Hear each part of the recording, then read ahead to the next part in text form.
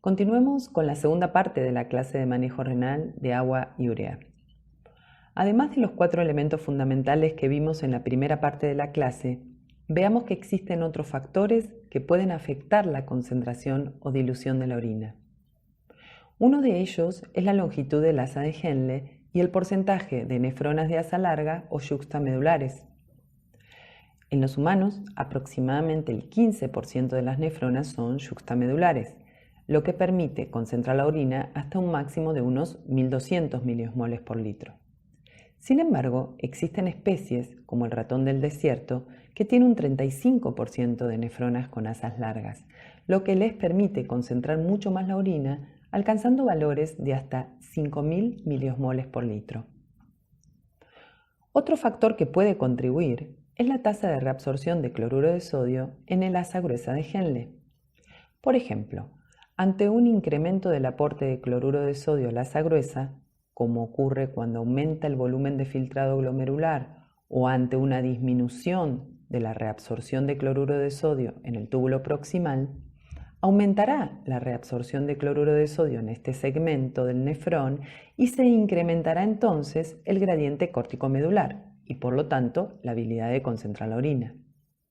Lo contrario ocurrirá si disminuye el aporte de cloruro de sodio. El contenido proteico de la dieta es otro elemento importante. Individuos con una dieta baja en proteínas tendrán un déficit de urea y por lo tanto disminuida la magnitud del gradiente córtico-medular, lo que lleva a reducir su capacidad máxima de concentrar la orina. Por el contrario, un alto contenido proteico en la dieta aumenta la capacidad de concentrar la orina. Veamos que la velocidad del flujo sanguíneo en la vasa recta también puede afectar.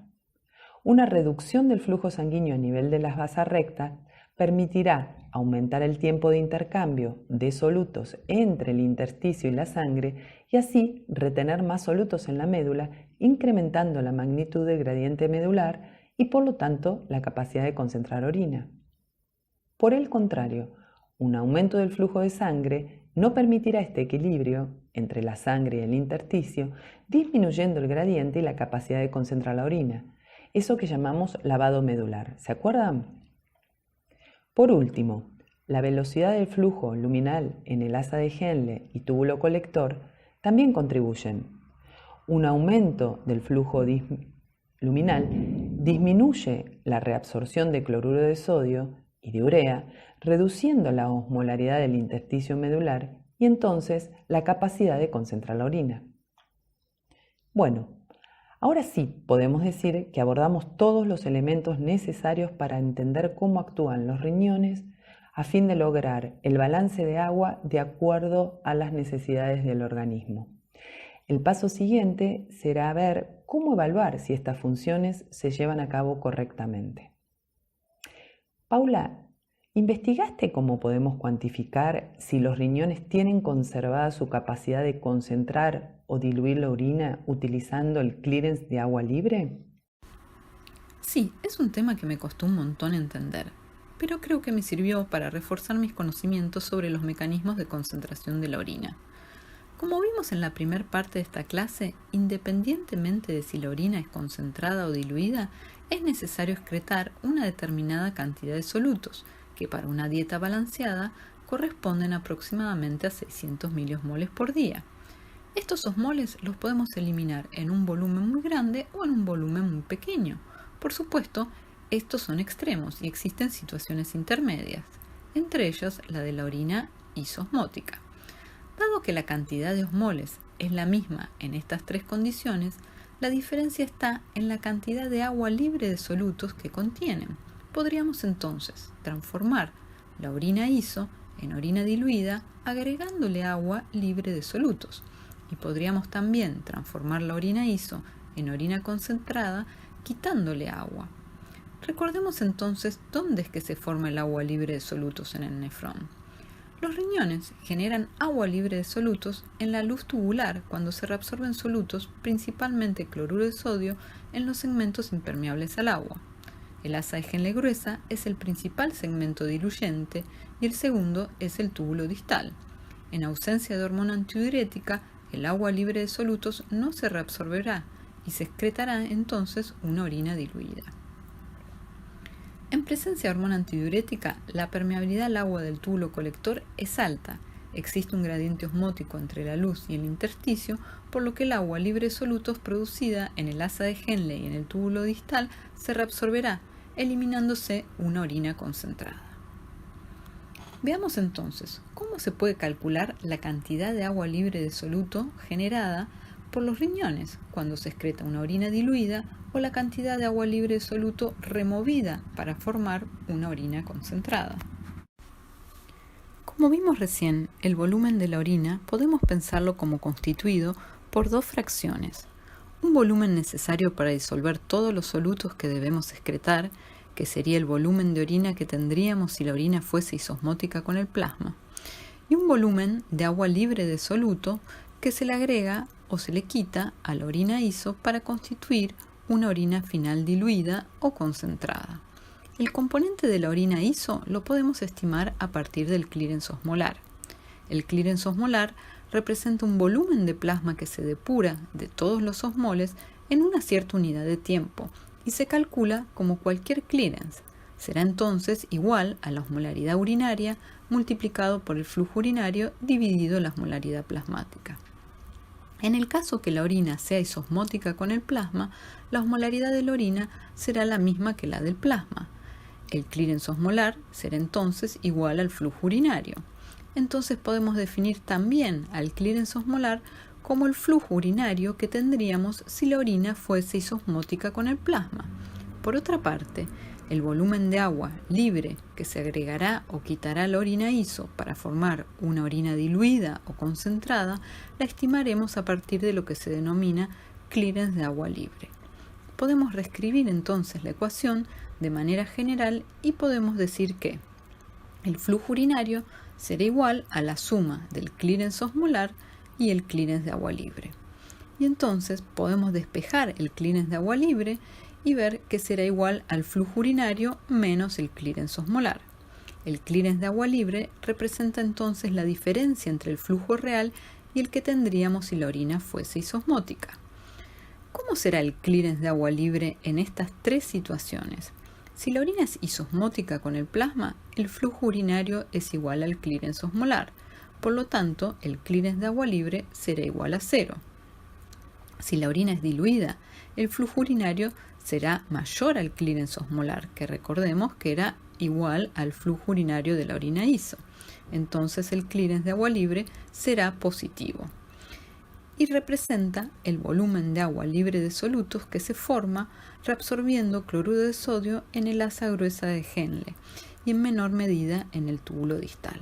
Si la orina es concentrada, el flujo urinario será menor al clearance osmolar, entonces el clearance de agua libre será negativo y representa el volumen de agua libre de solutos que se reabsorbe en el túbulo colector en presencia de hormona antidiurética. Por convención, los valores negativos de clearance de agua libre se expresan como TC de agua libre, que es la tasa de reabsorción de agua libre en el colector. Por ejemplo, si el clearance de agua libre es de menos 3 mililitros por minuto, el TC corresponde al valor absoluto, que sería 3 mililitros por minuto. El TC dependerá de la presencia de un gradiente osmótico entre la luz y el intersticio y de la permeabilidad al agua que estará dada por los niveles de hormona antidiurética en plasma. Para terminar, les quiero mostrar un gráfico que me sirvió un montón para poder entender lo que ocurre en estas tres situaciones. Grafiquemos ahora los flujos urinarios en las tres situaciones. Podemos observar que el flujo urinario de la orina diluida es mayor al de la orina iso y el flujo urinario de la orina concentrada es menor al flujo urinario de la orina iso. Ahora grafiquemos el clearance osmolar. El clearance osmolar es equivalente al de la orina iso. Por lo tanto, será el mismo independientemente del estado de hidratación del individuo. El volumen de plasma que se depura de osmoles totales es el mismo en los tres casos y está relacionado con los 600 miliosmoles por día que debemos eliminar, ya sea en un volumen pequeño o en un volumen grande. Ahora grafiquemos el clearance de agua libre, que es la diferencia entre el flujo urinario y el clearance osmolar. Para el caso de las orinas diluidas, el clearance de agua libre será positivo. Para el caso de las orinas concentradas, la diferencia entre flujo urinario y clearance osmolar da un valor negativo, cuyo valor absoluto es el TC. Y finalmente, si la orina es isosmótica, el clearance de agua libre será igual a 0. ¿Se entendió? Muy bien, Paula. La verdad es que este es un tema muy difícil de entender y lo explicaste súper claramente. Creo que con este esquema final lograste representar gráficamente los conceptos centrales. Veamos ahora que lo que aprendimos en la clase de hoy tiene una aplicación clínica. De hecho, existen patologías asociadas con la pérdida de agua corporal y otras con la ganancia de agua corporal. Como vimos a lo largo de la clase, en situaciones fisiológicas existe lo que se denomina diuresis acuosa, que se da cuando los niveles de hormona antidiuréticos son bajos y aumenta el volumen de orina por disminución de la reabsorción de agua en el túbulo colector. Pero existen también diuresis patológicas en ciertas enfermedades que cursan con aumentos en el volumen de orina. Una de ellas es la diabetes insípida central, que ocurre ante una falla en la síntesis y o liberación de la hormona antidiurética. El déficit de hormona lleva a generar grandes volúmenes de orinas diluidas, lo que llamamos poliuria, y los pacientes también desarrollan polidipsia, es decir, necesidad aumentada de beber. La enfermedad está frecuentemente asociada a traumatismos a nivel del sistema nervioso central y muy raramente a mutaciones del gen de la hormona antidiurética. También puede deberse a la presencia de tumores, infecciones o procesos autoinmunes. A estos pacientes se los trata con un derivado sintético de la hormona antidiurética llamado DDABP.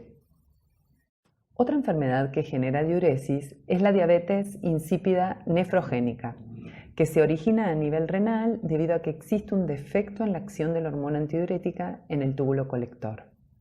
Estos pacientes también cursan con poliuria y polidipsia, y las causas más frecuentes son hereditarias, en un 90% de los casos debido a mutaciones en el gen del receptor B2 de la hormona antidiurética, y en un 10% de los casos debido a mutaciones del gen de la aquaporina 2. Pero también puede deberse a desórdenes adquiridos, la mayoría asociados a una disminución en la expresión de aquaporina 2 en el túbulo colector. Esto se da en situaciones de desequilibrios electrolíticos, en fallas renales agudas o crónicas, ante dietas pobres en proteínas, etc. Los pacientes deben tener una ingesta de líquidos elevada para compensar las enormes pérdidas de agua y así evitar la deshidratación. Y también se les restringe la ingesta de sodio y se los trata con diuréticos tiacídicos para reducirlos en niveles elevados de sodio plasmático. Existe otra patología llamada polidipsia psicogénica, que es un desorden psiconeurótico que lleva al individuo a beber compulsivamente grandes volúmenes de agua, aunque sus riñones funcionen correctamente. En todos estos trastornos, los pacientes presentan poliuria, polidipsia y orinas diluidas. En el trabajo práctico de hoy van a hacer un ejercicio que les permitirá ver cómo hacer un diagnóstico diferencial. Existe otro tipo de diuresis, denominada osmótica, que ocurre cuando aumenta el volumen de orina por disminución de la reabsorción de agua debido a un aumento de solutos no permeables en la luz tubular. Esto se puede dar en muchos casos, entre ellos, por ejemplo, por acumulación de glucosa en la luz tubular en la diabetes mellitus no tratada. Veamos también que hay cuadros clínicos asociados con la ganancia de agua corporal. Una antidiuresis fisiológica ocurre durante el embarazo, donde están aumentados los niveles de hormona antidiurética, lo que lleva a la retención de líquido. Pero también se dan cuadros fisiopatológicos que cursan con retención de líquidos por los altos niveles de hormona antidiurética y por el aumento en la expresión de aquaporina 2. Estos son, por ejemplo, el síndrome inapropiado de secreción de hormona antidiurética, la falla cardíaca congestiva y la cirrosis hepática. Bueno, muchas gracias por la clase. Si me surge alguna duda de los conceptos teóricos, las dejaré en los comentarios de este video. Ahora me voy a trabajar y tratar de resolver la guía de TP que está en el CITEP.